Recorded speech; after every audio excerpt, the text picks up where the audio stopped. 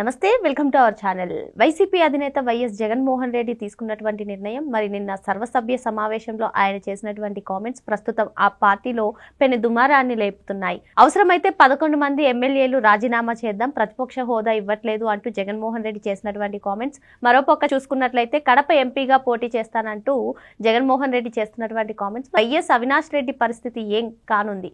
ఇదే అంశంపైన చర్చించడానికి మనతో పాటుగా ఉన్నారు ప్రముఖ ఆర్థిక, రాజకీయ, సామాజిక విశ్లేషకులు అరసుమెల్లి శ్రీనివాస్ గారు. నమస్తే సార్. నమస్కారం అండి. ఏంటి సార్, నిన్నటి వరకు ప్రతిపక్ష హోదా ఇస్తే అసెంబ్లీకి వస్తానన్నాడు. మరి నిన్న సడన్ గా నాకు ఎక్కువ టైం ఇస్తే రేపే అసెంబ్లీకి వస్తానను. మరి ఈరోజు చూసుకున్నట్లయితే సర్వసభ్య సమావేశంలో కీలక కామెంట్స్. 11 మంది ఎమ్మెల్యేలు కూడా రాజీనామా చేద్దాం, మనకు ప్రతిపక్ష హోదా ఇవ్వట్లేదు కదా, అవసరమైతే నేను కడప ఎంపీగా పోటీ చేస్తానంటున్నారు. అవినాష్ రెడ్డి పరిస్థితి ఏం కానుంది, ఏం చెప్తారు? ఇక్కడ అవినాష్ రెడ్డిది ఏముంది, ఎమ్మెల్యేగా పోటీ చేయమంటాడు పులివెందుల్లో, లేకపోతే భారతి గారిని చేయమంటారు.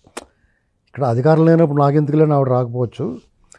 ఇక్కడ వీళ్ళని బెదిరించినా కానీ, బ్లాక్మెయిల్ చేసినా, గారం గుడిసినా కానీ వీళ్ళు పట్టించుకున్నా లేరురా బాబు అని ఆలోచన అయి ఉండొచ్చు.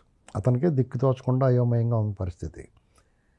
ఉన్న ఎమ్మెల్యేలు కూడా జారిపోయే పరిస్థితి కనపడుతున్నారు. ఏదో రకం మోటివేట్ చేయాలి.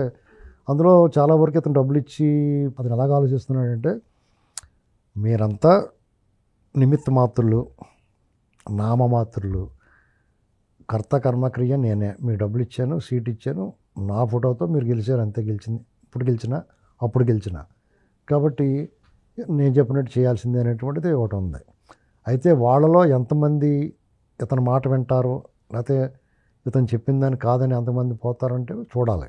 ఎందుకంటే ఎమ్మెల్సీలు కూడా ఎవడో లెక్క చేయకుండా పోయి, ఎమ్మెల్సీలు కూడా ఈయన ఇచ్చిన వాళ్ళే కదా, మా ఉద్రబాబు అని పోయారు. ఇప్పుడు వాళ్ళలో భయం ఉంటుంది. జగన్మోహన్ రెడ్డి ఇప్పుడు వేరే పార్టీ వాళ్ళగా పార్టీ వదిలేసిపోతే చూస్తూ ఊరు కూడా అన్న భయం ఉంటుంది. వాళ్ళకి కొంచెం బడుగు బలహీన వర్గాల నుంచి వచ్చిన వాళ్ళకి ఒక అదురు బెదురు స్థానికంగా, సామాజికంగా, ఆర్థికంగా బలంగా లేకపోవటం వల్ల వాళ్ళకి ఒక భయం ఉంటుంది. ఏం చేస్తాడు వీటితో మనకి ఎంతరా బాబు అని.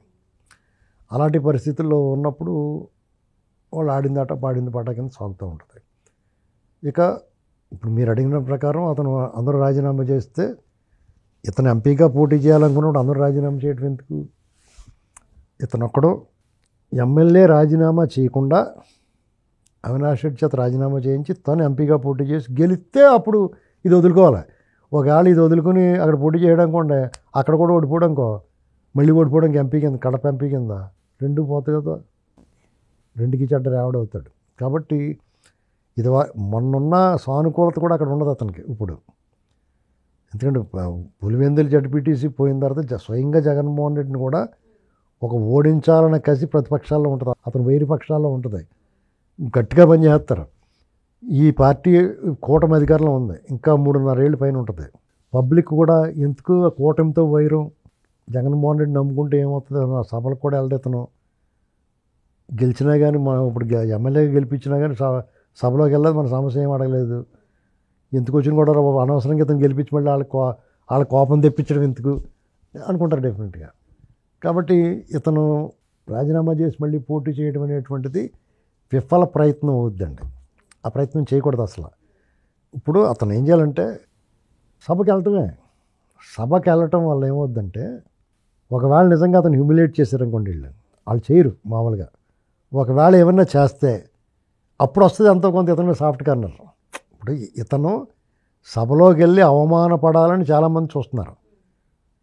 ఆ అవమానం జరిగిన తర్వాత అతని మీద జాలి కలుగుతుంది. మళ్ళీ మనం కోరుకుంటాం ముందు వీటికి సరైన పనిష్మెంట్ పడాలని. ఆ పనిష్మెంట్ పడిపోయిన తర్వాత అయ్యో బాబు అనిపిస్తుంది ఎవరికైనా సరే, ఇది మానవ సహజమైంది. కానీ ఈ ప్రభుత్వం అలాంటి పని చేయదు. ఇతనే గొయ్యి తీసుకుంటూ ఉంటాడు ఎప్పుడు. పడుకున్న గుర్రాలు లేపు తన్నించుకుంటాం అలవాటు అతనికి. సభలోకి వెళ్ళి కూడా, ఎందుకంటే అతనికి తెలుసు వాళ్ళు ఏం మాట్లాడినా అతనికి సానుభూతి రాదని. మామూలుగా అయితే సానుభూతి వస్తుంది, కానీ ఇతనికి ఎందుకు రాదంటే, ఇతను ఒకవేళ వాళ్ళని ప్రశ్న వేయాలనుకున్నా, ఏం చేయాలనుకున్నా, ఈ 5 సంవత్సరాల్లో ఇతను చేసిన శాస్త్రాలన్నీ రికార్డ్ అయిపోయి ఉన్నాయి. అవన్నీ వేస్తారు. ఏం మాట్లాడతాడు సభలో? ఇతను చంద్రబాబు గారిని కళ్ళు వేటి అలా చూస్తున్నావు అని చెప్పి ఇలాంటి మాటలు మాట్లాడాడు, గౌరవం లేకుండా పెద్ద ఆయన్ని. ఒకళ్ళేమో చంద్రబాబు నాయుడు గారికి వయసు అయిపోయింది అంటారు. ఇలాంటి ఎంత వ్యక్తిగతంగా కుటుంబాన్ని కూడా లాగారు. ఇవన్నీ మర్చిపోరు కదా వాళ్ళు. ప్రజలు మర్చిపోలేదు, వాళ్ళు మర్చిపోలేదు, గూగుల్ మర్చిపోలేదు, అసెంబ్లీ రికార్డ్స్లో కూడా అలాగే ఉన్నాయి. కాబట్టి వీళ్ళకి ఆ గుబులు ఉంది. ఏం మాట్లాడతారండి వెళ్ళి? వాళ్ళు చెయ్యరాని చెయ్యకూడని తప్పులు చేస్తాడు. ఇవాళ ఎంత గింజుకుంటే ఏమవుద్ది? రాజీనామా చేస్తాను, రాజీనామా. ఇప్పుడు ఒకప్పుడు వాళ్ళ నాన్నగారు పోయిన కొత్తలో వాదార్పయాత్రలు చేసేవాడు. అప్పుడు రాజీనామా చేస్తే గెలిచాం కదా, అలాంటి పని జరుగుతుంది. అవన్నీ అయిపోయినాయి. అప్పుడు నువ్వు ఎవరో ఏంటో, నీ కథ కమామేషు, నీ శాస్త్రాలు వాళ్ళకి తెలియదు ప్రజలకి, నీ పరిపాలన ఎలా ఉంటుందో. ఒకసారి టేస్ట్ చూసిన తర్వాత స్మెల్ వచ్చేసి పులుపుగా ఉండి చేదుగా ఉన్నదాన్ని మళ్ళీ తింటాడు ఎవడన్నా? అసలు దాని జోలికి దాని వంక చోటు తీసేయమని చెప్తారు అక్కడి నుంచి. ఈయన పరిస్థితి అలాంటిది. అది స్మెల్ అతను వాడకం ముందు మంచి నిగనిగలాడితే కనపడిపోడు. ఇది ఏదో బాగుందిరా బాబు మనం అన్న సరే ఏదైనా పండు కొనుక్కుంటాం, లేకపోతే అడవిలో దొరికితే తింటాం కొరుక్కుని. తిన్నాయన్నా కళ్ళు తిరిగి పడిపోయాం. స్మెల్ వచ్చేసి వాంతులు వీరేసినాలు పట్టేసుకున్నాయి అనుకో, ఏం చేస్తాం?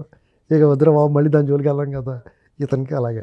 సార్, నిన్న ఈ జరిగినటువంటి మీటింగ్లోనే మీకు నచ్చితే అసెంబ్లీకి వెళ్ళండి, పెద్దిరెడ్డి రామచంద్రారెడ్డి వస్తాడు మీతో అని చెప్పడం, మళ్ళీ ఈ విధంగా రాజీనామాల ప్రస్తావన చేయడం, అసలు మిగతా 10 మంది ఎమ్మెల్యేల గురించి జగన్మోహన్ రెడ్డి తీసుకునేటువంటి నిర్ణయం ఎంతవరకు కరెక్ట్ అంటారు? అందులో కొంతమంది అసెంబ్లీకి వెళ్ళాలి, మా వాదన వినిపించాలి, మా గొంతులు వినిపించాలి అని ఆసక్తికరంగా ఉన్నారన్నట్టుగా కూడా తెలుస్తుంది. పాపం అండి, ఇప్పుడు వాళ్ళు కొత్తగా ఎన్నికైన వాళ్ళు ఉన్నారు కదా, పెద్దిరెడ్డి రామచంద్రారెడ్డి వాళ్ళ తమ్ముడు వీళ్ళందరూ 2-3 సార్లు అయ్యారు కాబట్టి. కానీ మిగతా కొత్తగా అయిన వాళ్ళు ఉన్నారు, వాళ్ళకి డిజైర్ ఉంటుంది. ప్రజాప్రతినిధిగా గెలిచాం, అసెంబ్లీలోకి వెళ్ళాం, ఎమ్మెల్యేగా కూర్చున్నాం, ఏ పార్టీ అయినా కానివ్వండి, వాళ్ళకు డిజైర్ ఉంటుంది, వాళ్ళకి ఒక ఆకాంక్ష ఉంటుంది, సంకల్పం ఉంటుంది, ఏదన్నా చేసి మంచి పేరు తెచ్చుకోవాలని కూడా ఉంటుంది. కొంత మంచివాడు అనుకోండి, అతను అందరూ జగన్మోహన్ రెడ్డిలాగా ఉండరు కదా.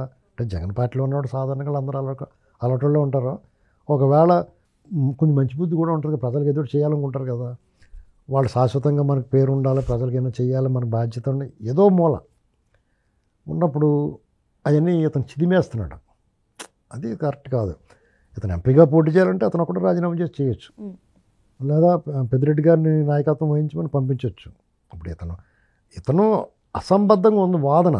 ఇప్పుడు అతను అసెంబ్లీకి వెళ్ళాలి, అసెంబ్లీకి వెళ్ళి వాళ్ళు ఏమో అవమానించినా, ఇతను టైం ఇవ్వకుండా మైక్ లాక్కున్నా, లేదా ఇతను నోరు నొక్కుతానికి ప్రయత్నం చేసినా, లేకపోతే ఇతని మీద దాడి చేసినా, అప్పుడు నువ్వు బయటకు వచ్చేసి ఇదిగో ఇలాంటి సభలో నేను ఉన్నాను అని చెప్తే దానికి ఒక అర్థం ఉంది.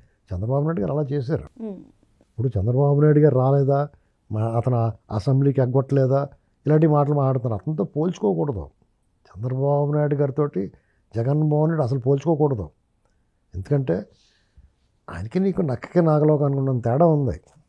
ఆయన సభకు హాజరయ్యి ప్రజా సమస్య మీద స్పందించి నిన్ను నిలదీస్తుంటే మీరందరూ ఆయన హ్యూమిలేట్ చేసి వ్యక్తిగతంగా టార్గెట్ చేసి అవమానిస్తే ఆయన ఇది గౌరవ సభకు వస్తాను అని చెప్పి బాయ్కట్ చేసేటట్టు. కానీ వాళ్ళ ఎమ్మెల్యేలు పంపించాడు ఆయన. ప్రజా సమస్యల విషయంలో మర్చిపోలేదు ఆయన, అది విస్మరించలేదు.